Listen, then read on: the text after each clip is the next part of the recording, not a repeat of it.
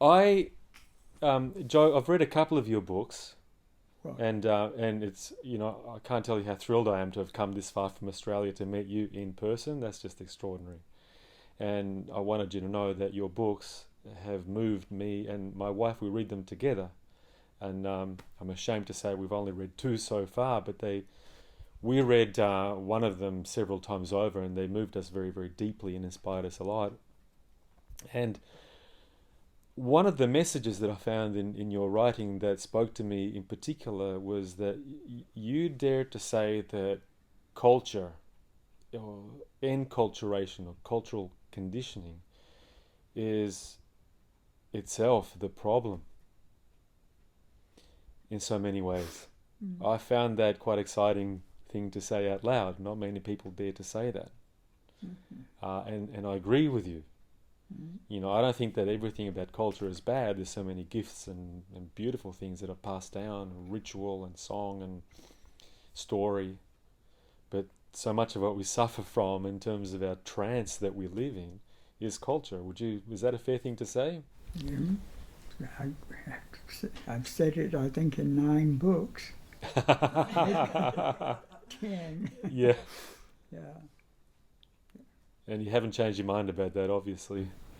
No, Mm. I think in fact that it will be the final destruction of. I see. I'm a very pessimistic person concerning uh,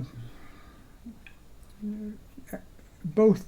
It doesn't make any difference whether they're in Asia, Europe, or America. The same disease is in all those places. The disease being Culture, culture. the culture we know, and no one is at fault. I mean, Yeah. you can't find any bad guys and say if we get rid of these, everything will be fine. Everybody's getting rid of everybody else, and the things are not getting. Yeah. Every bad guy had a childhood, right? It began someplace. Yeah. Mm. How do you define that, Joe? How do you define the disease of culture? How is that enacted upon us? Well, uh,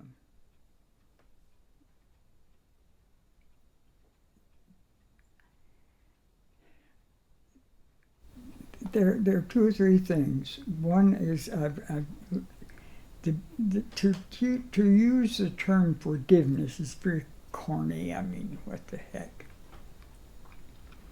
But the only way our current culture could clean itself up would be kind of a massive discovery of forgiveness. Uh, for instance, um, to do that would be to drop all judgment and really drop it and never make judgment of any sort under any circumstances. Now, the first thing you have there is a great contradiction because in order to look at culture as it really is, you're going to make a massive judgment. I mean, the whole thing from beginning to end is just impossible. It can't be cured because there's nothing you could specifically get your hands on about it. It's just a terrible disease. But I guess there we're talking about being judgmental towards an idea rather than the persons that are trapped and held by the idea. It's Oh, a of different course, different thing. that's what we're talking about. Yeah, But to separate a person from their ideas, uh, not an easy thing, no, no. a necessary thing. Mm. Mm. Yeah, Joe, I find, I'm a psychotherapist. I work in private practice. I work with people one on one. And I often find myself very judgmental of people that I meet. There's clients that I don't like, to be quite honest. And it's a scary thing to, to notice, a scary thing to acknowledge. But in hearing people's stories can be so moving and that's been a road for the release of judgment. I begin relationships judgmentally with positive judgment as well as negative. In hearing a person's journey, I find often I can't help but the heart opening up, and then my own perceptions and projections that are up in my head, they go into the background. I wonder if we could somehow all find that place. One of the things I've been concerned about is just take, for instance, the issue of global warming, which I find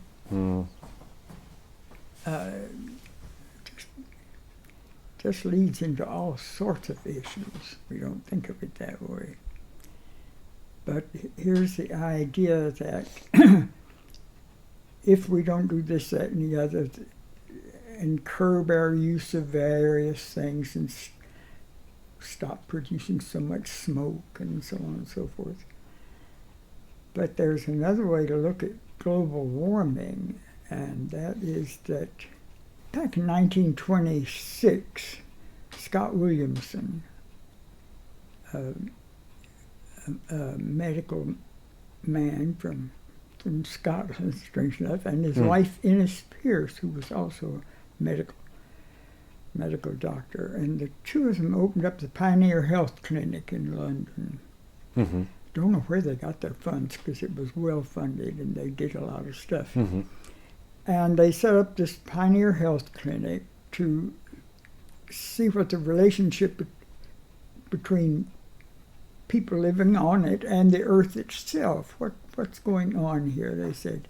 Well, to make a long story short, by 1930, let's say, they were writing and talking a great deal about the fact that the earth was a living organism. This was long before we heard of the Gaia theory. That the earth was a living organism that had all sorts of characteristics as any organism would, that it was an essentially water planet, and that part of its health, besides the water, the oceans and all, it had to have input from other sources, and it produced islands, continents, which represent only a part of the massive water. And the continents themselves were a certain balancing part of the health of the earth itself. And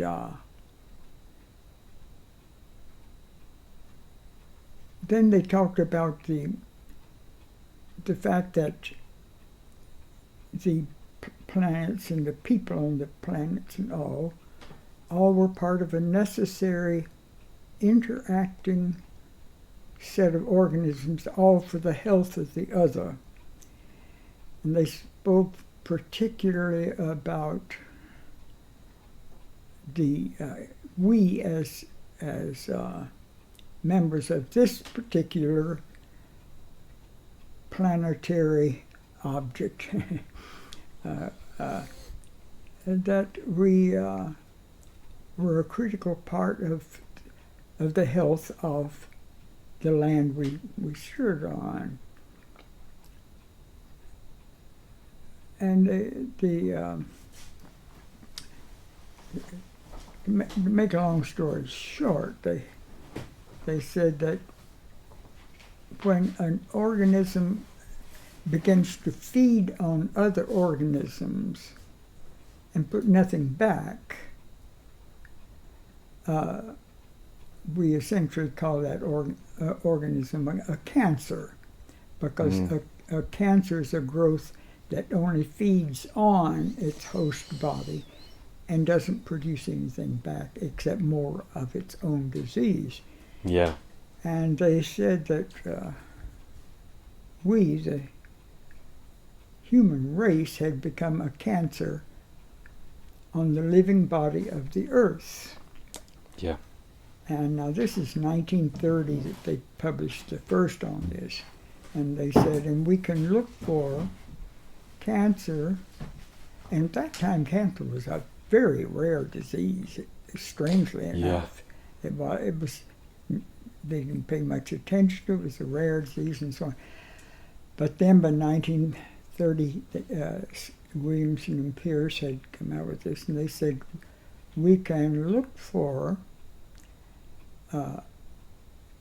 our species because of the way in which it's responding to its living planet that it's a critical part of, as having become a cancer on the face of the earth. And then they went so far as to say, and we can look for cancer in the future to become the most, I think they said, popular way to die. Wow, that's prophetic, And, really.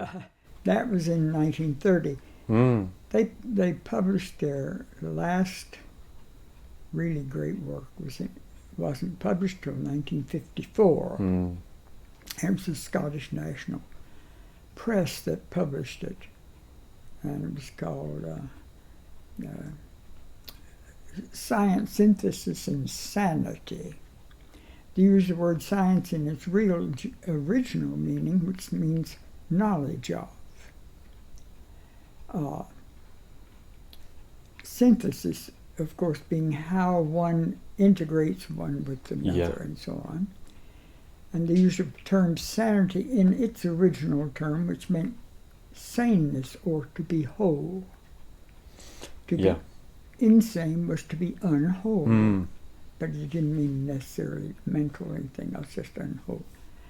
So Science, Synthesis, and Sanity in 1954 said that we had become the great cancer of the earth, and we could, in effect, look for the earth's way to try to throw off this illness which was killing it, because it was destroying the balance of the whole thing. And I found it interesting that no one had ever paid any attention to what they were saying at all. It had been ignored totally and completely. And it's also interesting that today, cancer is the biggest subject we've got going. It's epidemic, Everything is full of cancer. The massive attention in the whole population practically plunging into this issue of cancer. It's like our bodies are devouring themselves, really. Yes. In sync with what we're enacting upon the planet. So, I was thinking of no one has really thought of the fact that the current problems that we're facing could be partly brought about by the earth itself for the way we have responded to it. You could say perhaps the earth is coughing. Yes, it's when I look at the and it isn't just the physical damage to the earth, but it's the interaction and relationships of all of its inhabitants that they're talking about, as much as anything else. Energetic damage. Yeah. So Joe, do you feel like as humans we would have otherwise had the potential to live connected to a sense of our membership of and our part of the whole in a heartfelt sense? So a lot of people talk about that experience in a very real... Indeed. I think of Robert Wolfe with 2 F's on the end, his book Original Wisdom. Yeah. Do you know the work? I do not. One of the great works of our time, I say one of the most important works of our time. And there were three really remarkable. One was Robert Wolf's Original Wisdom, that's still, and Jean Liedloff. Of course. Jean just died this past year. I She think. did. First knew Jean in London, and marvelous, just an incredible woman. Wow. And you know her history of being with a group of explorers and then getting her canoe and all getting lost in Africa, and she was it Africa? No, Venezuela, I think. South America. Yeah. Yeah, and being taken in by this little society of very small people. And of course they were just blown away by this giant Germanic woman in their presence. And in her canoe, she had a complete medical outfit because she was sponsored by one of the drug companies in America, who outfitted her with every kind of a thing she would need to be along with a group of explorers. And these were Italian explorers that she was joining. So they paid, they completely outfitted her, this drug company did, with all this stuff she could take along with her in exchange for her to send them a sample of the soil, particularly clay soil, of every place they were with a label on where it came from, because that's how they had found all the great drugs from the Mayans on. Right, that's true. And so that was Jean's beginning, but of course then she found herself living with this group of small people that changed her whole concept of life itself and of human relations and of who we are. It's what her book came from, wasn't it? Continuum Concept. Continuum Concept came from her actual living with these people. And the fact that they could not understand the concept of know or don't, and they had never used those terms with their infants under any sort. They just never had. And to bring up a child without having ever used any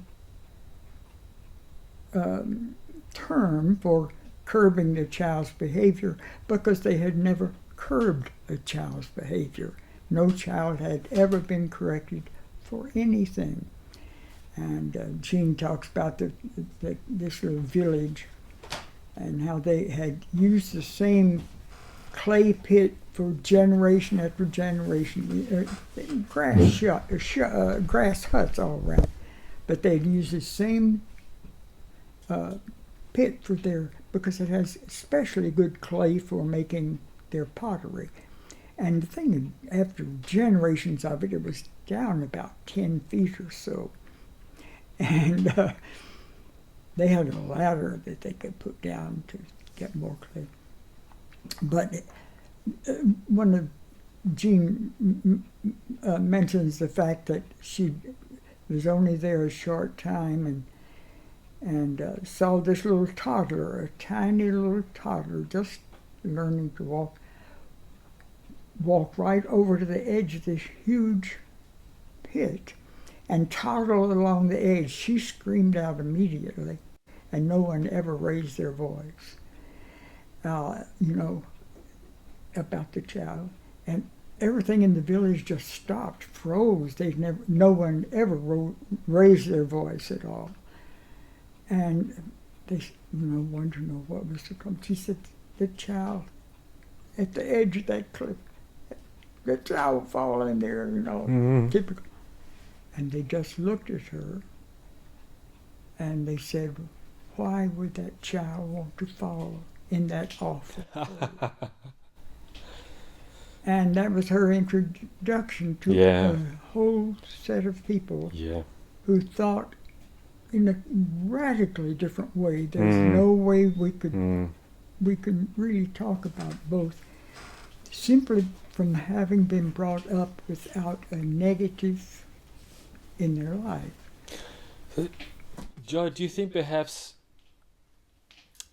if we think of that theme of curbing of human spirit, which begins from the get-go in our Western modern cultures, do you think that curbing of the human spirit beginning in childhood and babyhood is a big part of how we've lost our sense of interconnecting with the earth? I think we lose not just with the earth, but with each other. And with each other, yeah. Yes. Yeah. Yeah. I think it has remarkably far-reaching Consequences.